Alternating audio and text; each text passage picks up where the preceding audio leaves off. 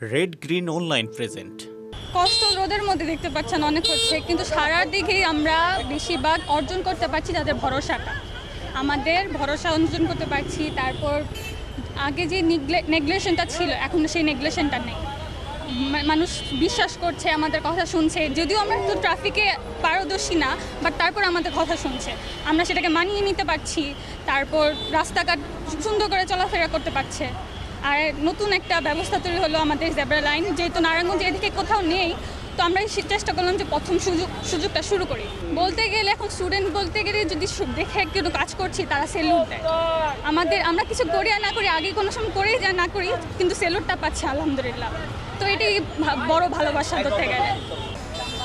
আসলে আন্দোলনের পর থেকে ছাত্ররা এই দেশের কাজের জন্য অনেক কনফিডেন্স হচ্ছে। যেমন এখন ট্রাফিক পুলিশ নাই, তো ছাত্ররা এখানে একটু কন্ট্রোল করার চেষ্টা করছে। এটা কিছুটা টাফ, কিন্তু তাও ছাত্ররা কন্ট্রোল করার চেষ্টা করছে। যেমন আমরা আজকে একটা উদ্যোগ নিয়েছি, যেটা হচ্ছে জেব্রা ক্রসিং লাইন বানানো।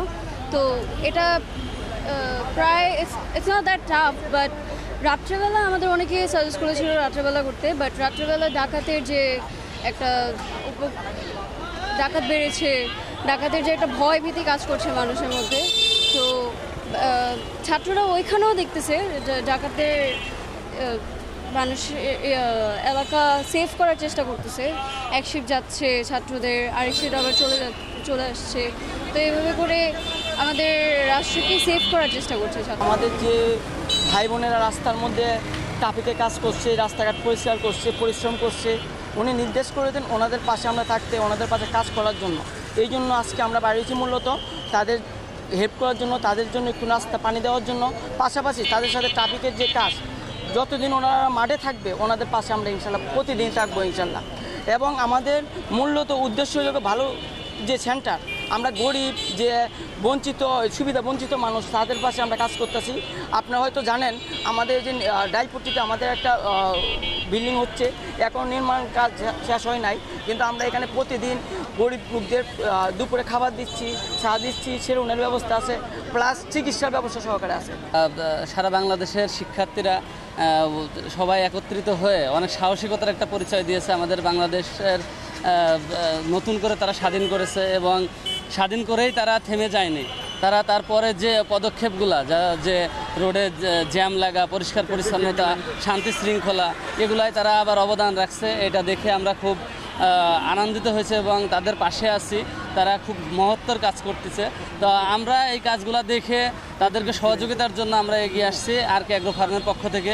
তাদের জন্য ছাতা, আমাদের শিক্ষার্থীরা রৌদ্র বৃষ্টিতে ভিজে রৌদ্র পুড়ে যে তারা ট্রাফিকের কাজ করতেছে, পরিষ্কার পরিচ্ছন্নতার কাজ করতেছে, আমরা তাদের জন্য তাদের জন্য ছাতার ব্যবস্থা করছি এবং পানির ব্যবস্থা করছি।